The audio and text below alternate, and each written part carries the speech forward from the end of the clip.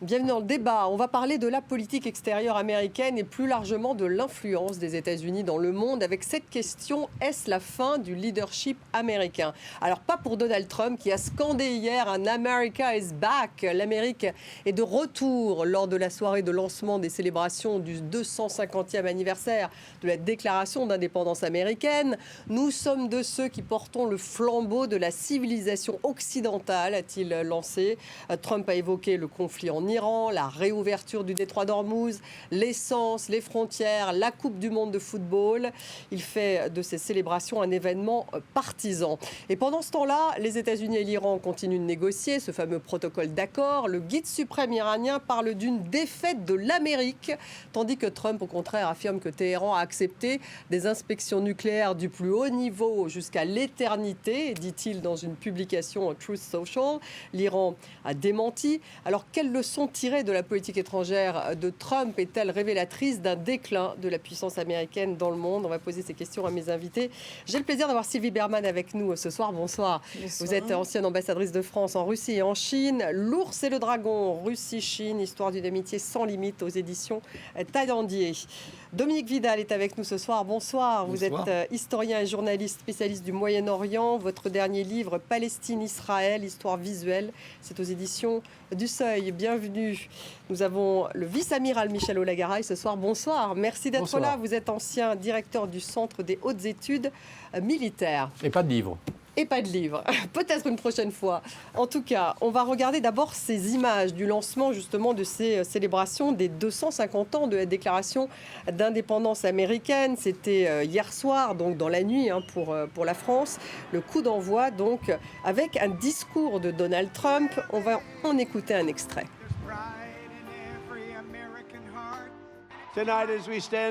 Ce soir, alors que nous sommes à l'aube de notre 250e année d'indépendance, je suis ravi de déclarer que l'Amérique est de retour. Où en étions-nous il y a 2 ans? Nous n'étions pas respectés, nous étions la risée de tous. Nous ne sommes plus la risée de personne. Nous sommes le pays le plus puissant du monde. Comme ces patriotes de 1776, au cours des 17 derniers mois, nous avons repris le pouvoir à des politiques déconnectées de la réalité.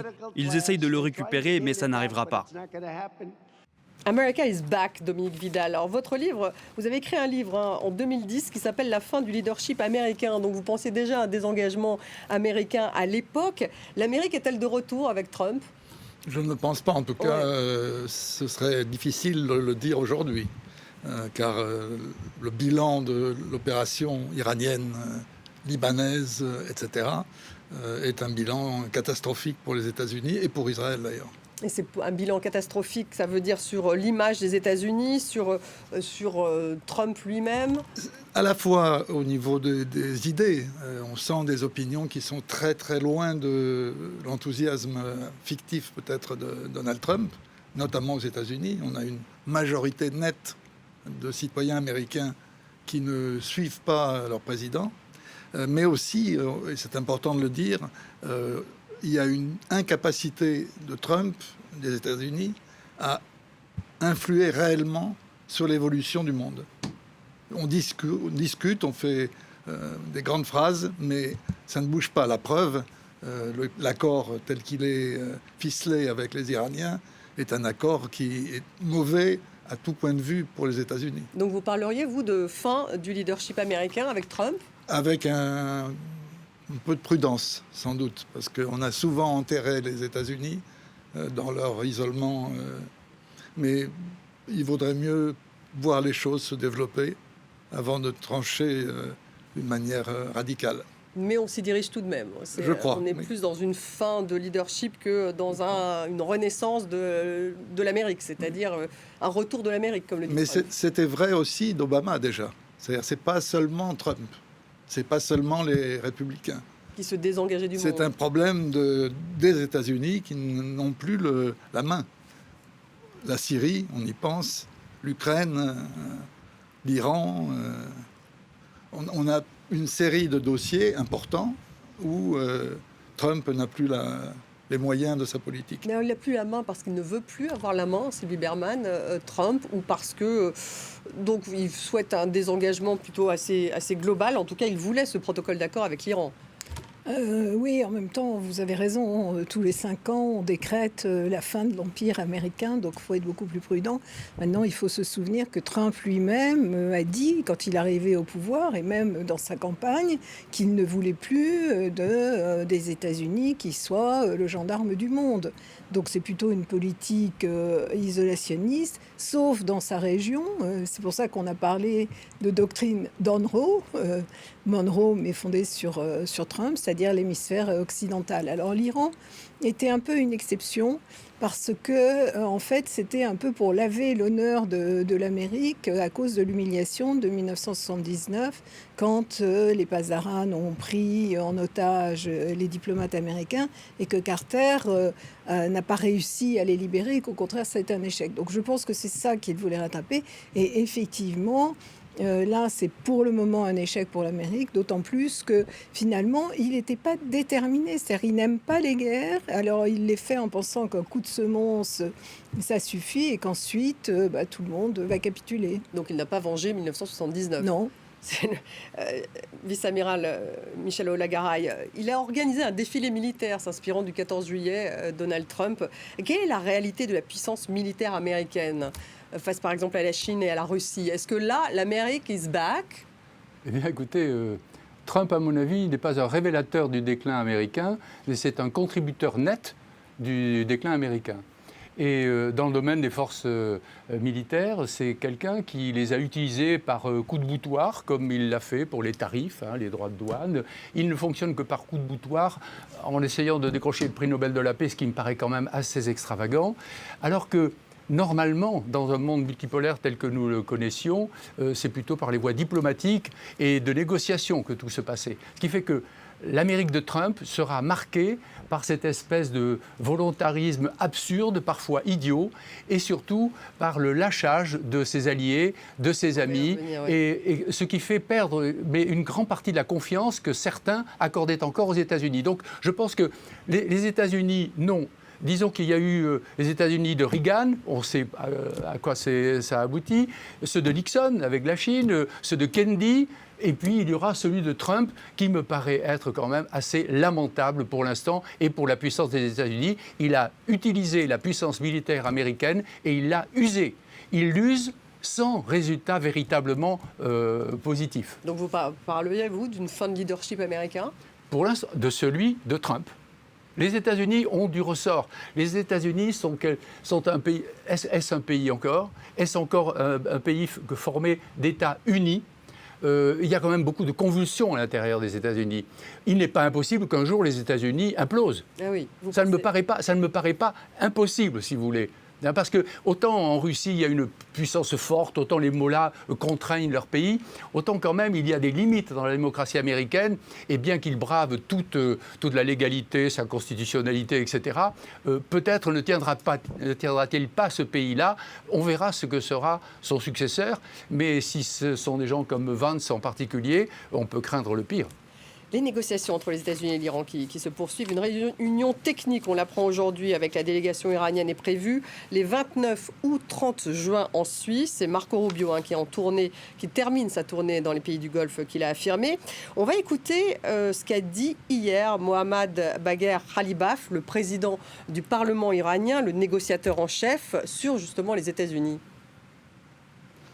L'accord d'Islamabad n'était pas non plus le fruit de pression ou de contraintes, mais bien le résultat de la résistance et de l'autorité de la courageuse nation iranienne.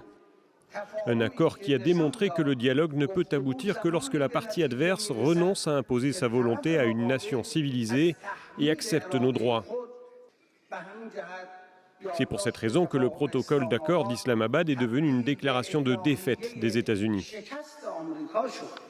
Dominique Vidal, alors c'est une posture, une déclaration de défaite des États-Unis, dit Khalibaf. Je crois, ça ne me fait pas plaisir a priori, mais je crois que l'Iran se sort très bien de cette épreuve de force, politique et militaire. Il en ressort renforcé. Rappelez-vous quand Trump, au milieu de ces démonstrations guerrières, avait annoncé la fin du régime. et appeler les Iraniens à descendre dans les rues pour en finir avec les mollahs. Je veux dire, le bilan est quand même un bilan catastrophique quand on repense aux objectifs affirmés. On n'est pas du tout dans la fin du régime. Ah non, non. On a même l'impression qu'un certain nombre de républicains aux États-Unis aujourd'hui acceptent ce nouveau pouvoir iranien en disant que ce sont des pragmatiques, c'est ça en fait ? Absolument, absolument. Mais malheureusement, il y a des points communs entre l'équipe Trump et l'équipe qui est aujourd'hui au pouvoir. Lesquels alors ? Il y a une espèce de fond idéologique qui est un peu une espèce d'héritage de la guerre froide, avec de chaque côté une tentative pour justifier idéologiquement les positions qui ont été développées par les uns et par les autres. Quelle est la justification idéologique alors de l'Iran et quelle est celle de Trump ? L'Iran défend l'islam, le vrai islam, l'islam chiite, l'islam... Donc ce sont des pragmatiques, mais ça reste le régime des mollahs. Bien sûr, et ils sont plus forts qu'ils ne l'étaient en janvier quand ils tiraient comme des fous sur la population iranienne. Même sans leur capacité nucléaire ? Il faudrait aller voir de près. Oui. Et la justification idéologique de Trump ? Trump, America is great again. Donc on a une espèce de discours qui aurait sans doute eu des échos il y a 10 ans ou 15 ans ou 20 ans. Mais aujourd'hui, la masse des Américains, la majorité des Américains considèrent que Trump s'est fait rouler dans la farine par les Iraniens. C'est pas facile de faire du discours avec une réalité idéologique aussi nette. Le document sur la sécurité nationale de Trump, justement, Sylvie Berman, en tout cas de son administration, dit que l'Europe est confrontée à un effacement civilisationnel. Donc ça veut dire aussi, quand on parle des alliés, qu'il n'y a plus de valeur commune entre les États-Unis, en tout cas les États-Unis de Trump, et l'Europe.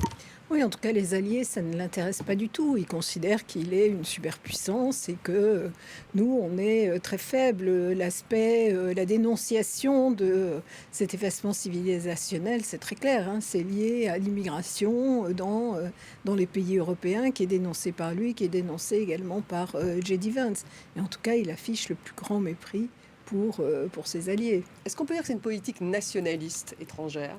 Oui, il est nationaliste. Et bon, moi, j'étais dans le Colorado il y a un mois à peu près.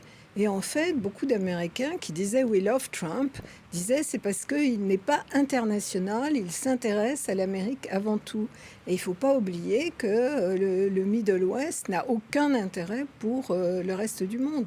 Donc là, ils peuvent percevoir que ce n'est pas une victoire américaine en Iran, mais est-ce qu'ils sont aussi préoccupés que cela ? Je crois que ce qu'ils veulent, c'est qu'ils s'intéressent absolument et qu'ils s'intéressent à nouveau à eux. En même temps, la bourse va très bien aux États-Unis.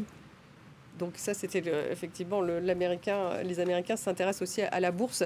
Donald Trump, en tout cas, a vu, en parlant d'alliés, Mark Rutte hier, qui était à la Maison-Blanche, et il lui a affirmé qu'il attendait de la loyauté de la part de ses alliés. Voilà comment il les perçoit. On l'écoute. Je veux juste leur loyauté, on n'a pas besoin de leur argent, on n'a besoin de rien. Nous disposons de loin de l'armée la plus puissante au monde. Mais je veux juste de la loyauté, vous voyez. Nous, on est tellement loyaux envers eux, on se bat toujours pour eux. Michel Hoegard, et donc cette loyauté, finalement, c'est quoi, une tentative de vassalisation ? Écoutez, il ne voit la loyauté que dans un sens. C'est-à-dire qu'il faudrait que nous soyons loyaux, donc il faudrait que nous soyons vassaux. Tout simplement, ce que vous disiez. Si vous voulez, Trump... ne réfléchit pas, enfin manifestement ne réfléchit pas. Il y a des gens qui réfléchissent, mais ces décisions semblent être totalement irréfléchies. Vous ne voyez pas une cohérence tout de même dans ce qu'il dit, justement ? Moi, j'ai du mal, mais peut-être n'avons-nous pas assez de recul. Et surtout, c'est vrai qu'il faut que nous sachions, que nous comprenions bien que nous avons un point de vue européen, un point de vue d'Européens, et que le monde n'est pas constitué que d'Européens. Donc, quand on parle de déclin américain, c'est peut-être notre vision des États-Unis. Quand on parle de Trump, c'est notre vision de Trump. Et comme vous l'avez dit, Madame Berman, nous voyons Trump international, mais les Américains le voient Trump américain. Et donc, c'est assez différent, effectivement, de porter un jugement sur quelqu'un qui, en définitive, est jugé par des populations qui sont complètement différentes. Celles qu'il a élues, même s'il les déçoit beaucoup, ce sont quand même les Américains du Middle West et de MAGA. Alors, quand on parle de cultuel aussi, c'est le bal des hypocrites. c'est fabuleux. Les mollahs, qui défendent donc en principe l'islam pur et dur chiite, mais les mollahs s'en mettent plein les poches. L'économie appartient aux gardiens de la Révolution. Les mollahs sont mis sous séquestre, en quelque sorte, ne parlent plus. Et Trump, de la même façon, il représente une Amérique cultuelle, profonde, presque chrétienne, etc. Mais quand on voit la conduite de l'homme lui-même, mais comment peut-on élire une absurdité pareille? Donc c'est le grand bal des hypocrites. Quelles conséquences sur l'OTAN, en tout cas? On va écouter Mark Rutte, toujours le secrétaire général de l'OTAN, quand il était justement avec le président américain. Tous ont fait ce qu'ils s'étaient engagés à faire. Cela a conduit au décollage de 4 000 à 5 000 avions américains depuis l'Europe. Je dirais qu'il aurait été très difficile pour les États-Unis de mener une opération contre l'Iran sans disposer de l'Europe comme plateforme de projection de puissance. Votre réaction, amiral, sur ce qu'il vient de dire? Là, il n'a pas tort. Pour une fois, Rutte, qui est quand même un turiféraire en chef de Donald Trump, à qui il n'hésite pas à se tirer les chaussures d'une façon absolument éhontée, peut-être moins qu'Infantino quand même, mais enfin, c'est à peu près de ce, c'est à peu près de ce niveau-là. Rutte, il a raison parce que Rubio a dit « nous n'hésiterons pas à retirer des forces, etc. » Et il avait rajouté quand même « nous avons besoin des bases de l'OTAN ». Il faut savoir que nous avons des cartes. Et les bases qui lui ont été refusées, parce qu'il n'avait parlé à personne de cette intervention militaire, les bases qui lui ont été refusées en Espagne en particulier avec une fermeté qui est assez sidérante. La position diplomatico-négative des Européens et du président Macron en particulier montre bien qu'il a eu besoin de ça. Il a réalisé qu'il avait besoin. Donc l'OTAN et les pays européens de l'OTAN ont une carte à jouer pour qu'ils ne se retirent pas totalement. Et Rubio l'a laissé entendre quand il a dit « nous avons besoin aussi des bases de ces pays européens ». C'était une assistance technique, n'est-ce pas? C'est plus que ça. Non. Vous savez, pour déployer... parce que les Européens ne voulaient pas participer au conflit en Iran. Ils n'ont pas été prévenus, enfin, diplomatiquement... Donc de quelle assistance parle-t-on lorsqu'il parle justement de ces 4 000 à 5 000 avions C'est la mise à disposition de bases aériennes. La Grande-Bretagne a mis des bases à sa disposition, mais d'autres pays l'ont refusé. L'Italie aussi, d'ailleurs, ça l'a beaucoup fâché avec Mme Meloni. Nous savons maintenant qu'il y a quand même un contentieux entre les deux et que Mme Meloni...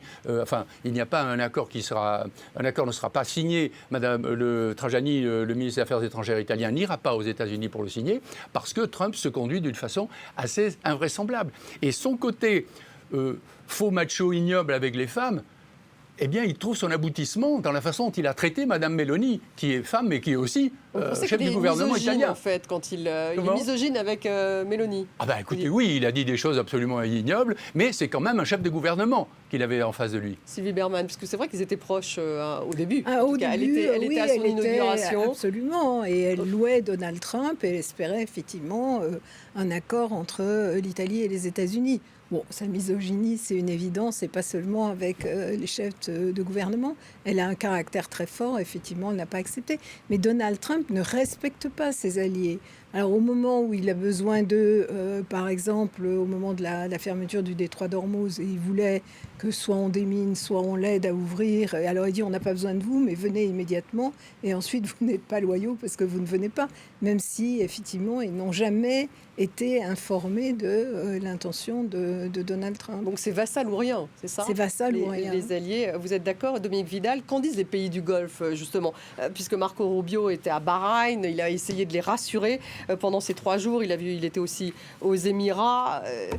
Est-ce qu'ils se sentent moins en confiance avec l'Amérique? La question majeure, à mon avis, c'est la question de l'Arabie Saoudite. Or, elle a, de manière claire et nette, dit qu'il n'y aurait pas de normalisation avec Israël tant qu'il n'y a pas de satisfaction, de la question palestinienne. Donc, on est dans un étau dont Trump a du mal à se dégager. Est-ce qu'il est allé en Arabie Saoudite, Marco Rubio? Il ne me semble pas. Non, je ne pense pas. Et pourquoi, à votre avis? Je pense que c'est le plus dur. C'est le plus dur des... On commence par tourner autour. Donc parce qu'il a fait Bahreïn, Émirats, Qatar. Et Qatar. Qatar, c'est toujours un lieu où on peut papoter. C'est le médiateur en chef, le Qatar, qui accueille tout le monde. Mais comment perçoivent-ils aujourd'hui les États-Unis, Dominique Vidal, vous qui connaissez bien cette région? C'était le protecteur, l'Amérique, quand même. Oui, mais ça fait longtemps. Ça fait longtemps que ce n'est plus le protecteur. On a heureusement d'autres relations entre le Golfe, les pays arabes en général et l'Europe que ce qui se passe dans les papotages otaniens.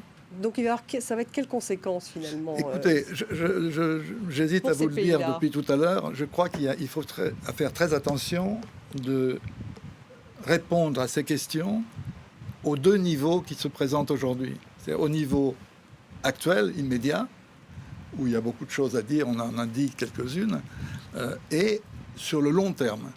Et sur le long terme, je ne veux pas citer mon collègue Bertrand Badi, mais on peut. Bertrand explique très bien comment aujourd'hui la puissance n'est plus la puissance. La puissance, c'est chez les faibles. C'est le Sud qui est en train de prendre sa place dans le monde et d'une manière absolument remarquable. Et cette guerre contre l'Iran l'a montré. Une puissance moyenne comme l'Iran, finalement, est vainqueur politiquement de ce conflit face à la puissance américaine. Absolument, mais vous avez vu que les Chinois ont été plus engagés que les Russes.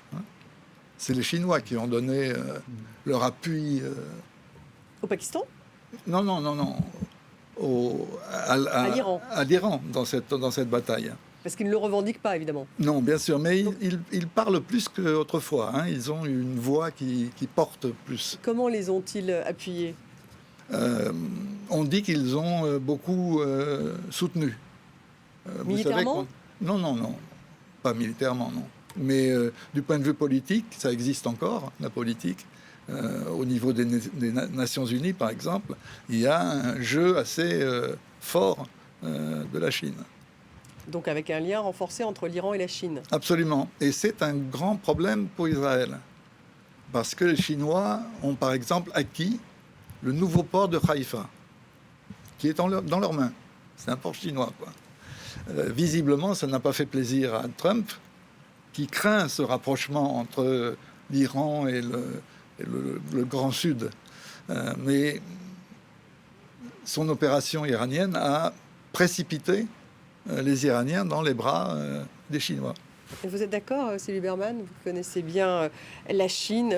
Quelle perception, d'ailleurs, Xi Jinping a-t-il de Trump après ce conflit en Iran?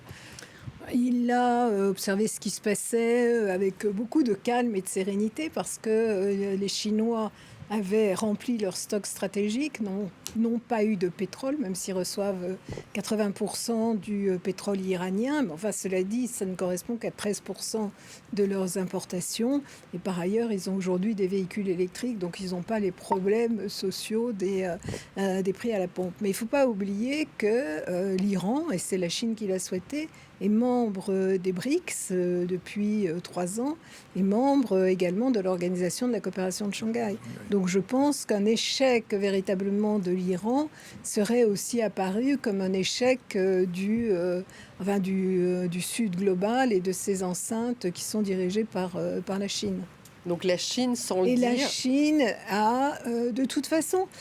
la Chine, elle n'est pas du tout idéologique, contrairement à d'autres pays, y compris en Occident. Le parti communiste. Non, mais c'est un parti communiste, mais c'est pas un pays communiste. En fait, ce qui l'intéresse, c'est d'avoir un cercle d'amis et d'avoir de l'influence. La Chine a beaucoup d'influence dans les pays du Golfe, avec l'Arabie Saoudite. D'ailleurs, elle avait organisé cette réconciliation entre l'Iran et l'Arabie Saoudite. La Chine a plus d'intérêt et de commerce avec les Émirats arabes unis qu'avec l'Iran. Donc, elle développe des relations avec tous ces pays. Et comme ces pays n'ont pas eu la protection véritablement américaine, parce qu'ils ont été frappés sévèrement par l'Iran, donc ils ont intérêt à diversifier leurs partenaires. La Chine donc est gagnante, à votre avis, Michel Oagaray? Ah oui, totalement. Ce que l'Amérique a perdu, la Chine semble avoir gagné. Alors c'est peut-être pas équivalent, mais comme vous l'avez signalé, Mme Berman, la Chine était déjà un acteur. Mais il a tout faux alors, Donald Trump, puisque à la base c'était quand même son grand rival. On verra à la fin, mais pour l'instant le bilan ne paraît pas très, très positif pour lui.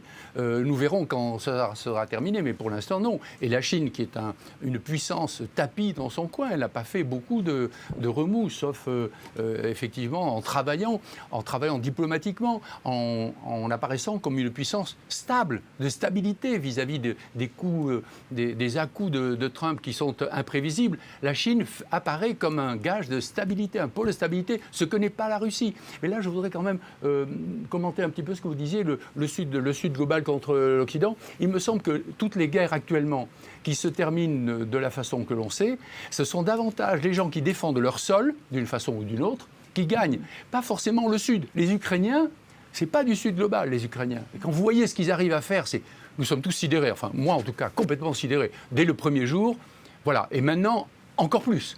Donc la Russie... là aussi, c'est la petite nation, mais le oui, petit pays qui met en péril mais les talibans, la ça a été ça, le Vietnam, ça a été ça, et l'Iran, c'est ça. Non, ce qu'il faut voir, c'est que les gens... C'est pas nouveau, vous dites-vous, en fait. Comment ? Ça n'est pas nouveau. Mais non, certainement pas nouveau. Mais ça rejaillit peut-être dans un monde fragmenté de manière différente. Alors, un monde que M. Trump fragmente, puisque l'Occident existait. Il y avait des valeurs, encore que je ne sais pas très bien ce qu'on met toujours sous le terme de valeurs. En tout cas, c'est ce que disait Joe Biden. Il était beaucoup sur les valeurs démocratiques. Oui, mais vous savez, il nous a fait le coup de l'AUKUS aussi, c'est-à-dire un coup de poignard dans le dos pour un grand programme dans lequel nous fournissions des sous-marins à l'Australie. Donc, eux et Grande-Bretagne. Donc, vous voyez, il faut se méfier, alors surtout de ses amis, mais ce n'est pas moi qui l'ai inventé, cette formule-là. Mais en tout cas, il y avait, et ça, c'était déjà... Ça commençait déjà sous Obama. Obama commençait déjà à se retourner vers l'Indo-Pacifique et à laisser tomber un peu cette Europe pour laquelle, il faut bien le dire, les Américains n'ont pas tort en disant que l'Europe se laissait protéger par les Américains sans rien payer. Ça, d'ailleurs, nous le payons cher maintenant parce que l'Europe est riche, mais nous sommes richissimes. Hein. Mais quand on ne défend pas... les caisses publiques sont à peu près... Oui, comparé à l'Afrique profonde, bien etc. Sûr. Mais il faut parfois se comparer, ce que les Français ne font jamais. Jamais. Donc nous sommes dans les délices de Capoue, tranquillement, et nous ne défendons pas notre richesse. Quand on ne défend pas sa richesse, on devient une proie. Et il n'est pas étonnant que Poutine considère que l'Europe soit en quelque sorte une proie. Alors, il y a quand même, grâce à Poutine et grâce au lâchage de Trump, il y a cette prise de conscience européenne. Alors je suis assez positif, peut-être trop optimiste, mais je trouve que c'est difficile, mais l'Europe se met en ordre de marche, alors sous la conduite de quelques leaders qui sont plus volontaristes que d'autres, mais petit Emmanuel à petit... Macron, par exemple, ou Starmer et Merz, les trois vont partir. Donc là aussi, vous avez raison de dire, il y a l'instantanéité, et puis il y a l'histoire, de la même façon que je disais qu'il y a l'Amérique de Trump qui va se fondre dans les diverses Amériques qui se succèdent. Il y aura une Europe qui aura pris conscience, mais on ne sait pas qui va la mener d'ici l'année prochaine. D'ici d'ailleurs, ça va commencer très très rapidement. Mais l'Europe joue un rôle diplomatique, et ça c'est peut-être davantage votre parti, Madame Berman, dans le golfe arabo-persique, avec sa proposition de sécurisation, avec des outils. Du détroit d'Ormuz, mais d'ailleurs avec des outils, oui, avec des outils pour le faire. C'est-à-dire que l'Europe existe, à mon avis, de plus en plus diplomatiquement, et peut-être qu'on se manquera beaucoup moins des Européens qui ont voulu à tout prix instaurer le dialogue diplomatique. Peut-être que dans quelques temps, on ne se moquera pas d'eux, mais on se moquera beaucoup de Trump en tout cas. Intéressant en tout cas. Dominique Vidal, d'ailleurs c'est intéressant puisqu'en fait là, Giorgia Meloni qui voit Emmanuel Macron, ils sont à Antibes et ils se rabibochent parce qu'il y a eu beaucoup de tensions entre elle et le président français pendant toutes ces années, parle maintenant d'une coalition multinationale pour succéder à la finule, donc que la France et l'Italie voudraient mettre ensemble au Liban. Ça pourrait être une solution, Dominique Vidal, pour justement continuer à avoir de l'influence dans ce pays? En tout cas, il y a un besoin évident d'une force d'interposition. Quand on voit ce que les Israéliens se permettent de faire au Liban, d'une manière presque gratuite, c'est-à-dire on voit des horreurs quotidiennes. Il faut dire que Gaza nous avait montré les limites de l'exercice. Ce que je crois important de dire aussi, c'est qu'il y a au milieu de toute cette situation dont nous parlons, un point tout à fait nouveau, c'est l'effondrement, je dis bien l'effondrement, pas l'effritement, de l'image d'Israël. On n'a jamais eu des opinions publiques aussi dressées, dégoûtées, je veux dire, par Israël, ce qu'il est interdit d'appeler génocide à Gaza. Par le gouvernement Netanyahou. Oui, c'est incroyable. Qui divise même le camp démocrate Et aux aux États-Unis aujourd'hui. Et aux États-Unis. Voilà. Alors la différence, c'est qu'aux États-Unis, Netanyahou est battu, clairement. En Israël, malheureusement, ce n'est pas le cas. On a 82% des Juifs israéliens qui disent qu'il faut chasser les Palestiniens des territoires. Chasser. Il y a des élections très bientôt, donc peut-être que la donne n'est pas totalement faite encore en Israël. Mais intéressant de reparler de l'Iran, justement, avec vous, Dominique Vidal, sur justement cette influence au Liban. L'Iran est perçu presque comme plus influent que les États-Unis aujourd'hui au Liban parce qu'ils veulent inclure la paix au Liban dans cet accord. Mais ça veut dire qu'en fait, le Hezbollah va continuer en fait à avoir cette influence. Bien sûr. Donc les États-Unis ne jouent pas une carte de la paix pour le Liban. Aucune carte au Liban. D'ailleurs, on voit bien que Trump, le mot Liban, lui écorche la bouche, il n'arrive pas à le prononcer. Vous trouvez que ça lui écorche la bouche? Oui, parce qu'il n'arrive pas à le prononcer, je constate. Parce qu'il y a quand même des négociations en ce moment entre, bien sûr, mais entre Israël et le Liban, direct sous l'égide d'ailleurs c'est plutôt Marco Rubio d'ailleurs que Donald Trump. Si on appelle ça négociation. Vous ne pensez pas que ce sont des négociations? Non, vous avez un pays qui est écrasé d'une violence extrême. On dit détruit des villages. C'est pas on dit le Hezbollah, mais la plupart des combats le Hezbollah ne sera pas détruit à l'issue de ces accords si en plus l'Iran est plus influent.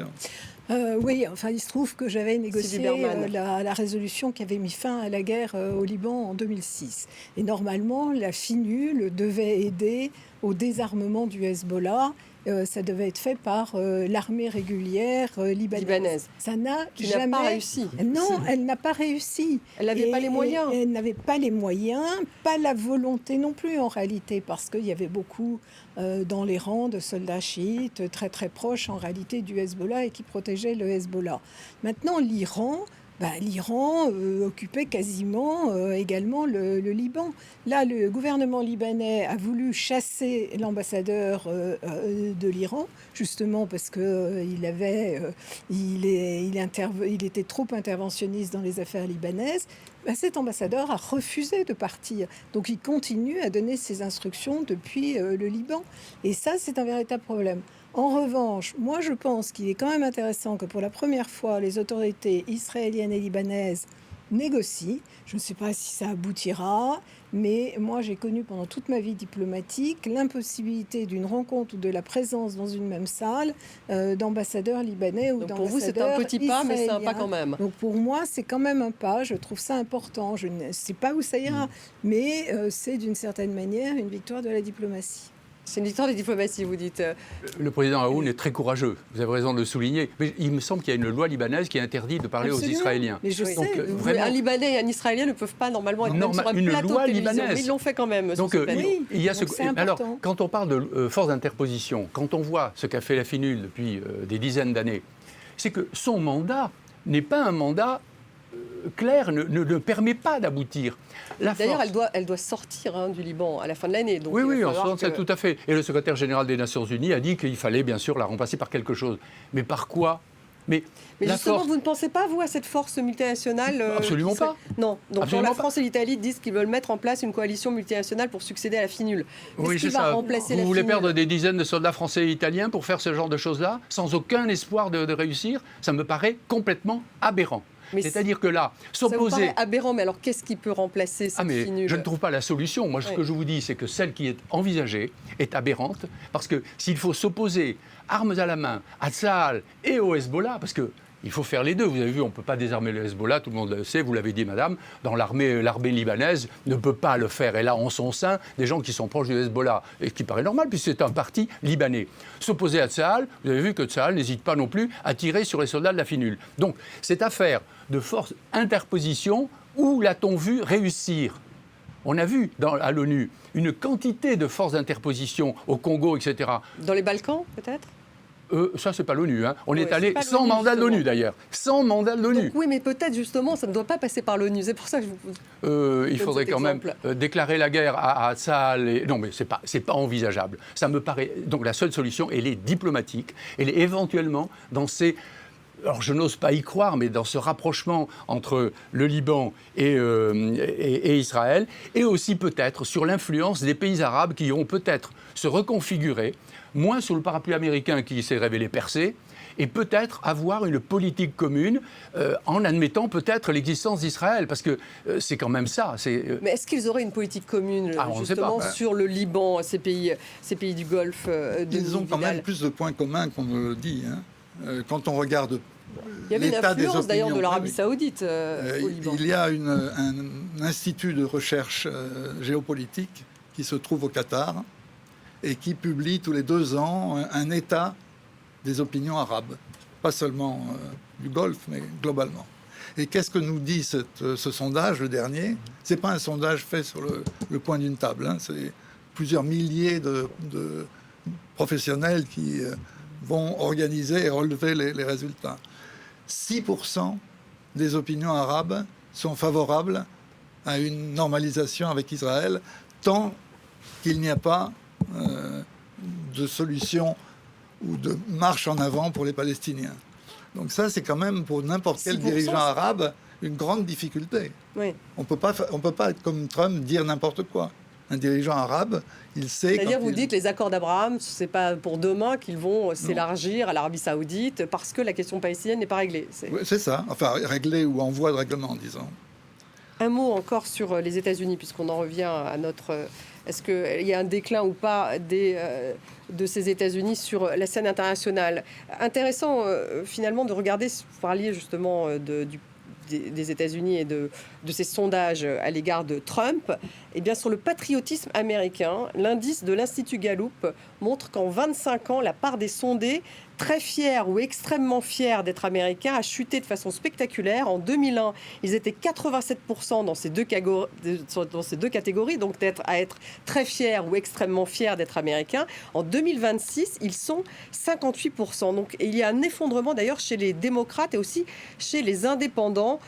Michel Olagaray, comment ça se traduit, ça, une Amérique beaucoup moins patriote? Comment ça se traduit sur la politique étrangère? Je connais mal les États-Unis quand même, en tout cas pas suffisamment pour porter un regard très précis sur ce qui se passe là. Il y a aux États-Unis un patriotisme qui me paraît être quand même un peu de façade. C'est-à-dire qu'on agite des drapeaux. On a longtemps dit qu'ils étaient très Il y a des patriotes, drapeaux les partout, Américains. c'est fabuleux. Il n'empêche que leurs vétérans jonchaient les rues de New York, de Californie, etc., et qu'ils les ont maltraités. Les vétérans sont beaucoup mieux traités au En Canada particulier Trump, les qu'aux Américains. États-Unis. Non, mais bien avant. Bien avant, ça n'a bien pas avant. attendu Trump. Donc, ce qui fait que le résultat de ce sondage, ça vient, à mon avis, de bien plus longtemps. Bien plus longtemps, parce que à force de dire nous avons les meilleures forces armées du monde, etc., de ne pas s'occuper des vétérans, de se lancer dans des guerres qu'on perd, parce qu'ils les perdent, les guerres, quand même. L'Afghanistan, c'est une guerre perdue. Le Vietnam était une guerre perdue. Maintenant, il a fallu perdre. Alors, L'Irak. on ne parle pas de l'Ukraine parce que ça commence à devenir très intéressant. Là, peut-être que là, s'ils se mettent du côté des winners, peut-être que là, ils ne perdront Voilà, pas. vous trouvez que Trump a changé, son discours a un peu changé lorsqu'on Nous a vu au arrivons maintenant, G7 à mon avis, oui. nous arrivons maintenant à un moment où les États-Unis vont prendre une nouvelle conformation sur la scène internationale. Il a un peu perdu l'Iran, mais il va l'oublier très très vite. Hein. Donc là maintenant, il s'aperçoit qu'il peut redorer éventuellement son image en s'alliant à des Européens. Alors je ne suis pas sûr qu'il en soit totalement convaincu, loin de là, mais quand même la résistance de l'Ukraine, qui est soutenue par l'Europe d'une façon très très permanente, il faut quand même le dire. La politique européenne, elle existe là. Elle existe pour notre survie aussi, parce que l'appétit de M. Poutine est quand même fort grand. Mais justement, donc, Sylvie il peut Berman. se repositionner pour gagner. Oui, vous pensez qu'il pourrait soutenir les Ukrainiens soudainement? On ne Sylvie sait Berman, pas. on connaît ses liens avec Vladimir Poutine, hein, on l'a dit depuis le début. Ça pourrait changer, ça? Alors, ce qui a changé, c'est son opinion des Ukrainiens, parce qu'ils détestent les losers, les perdants. Et aujourd'hui, effectivement, les Ukrainiens sont plutôt dans une dynamique. Alors, victorieux. Ça ne veut pas dire qu'ils vont gagner la guerre, hein, ça ne veut pas dire qu'ils vont récupérer les territoires. En tout cas, ils Mais en tout déstabilisent. cas, absolument, et ils attaquent dans la profondeur.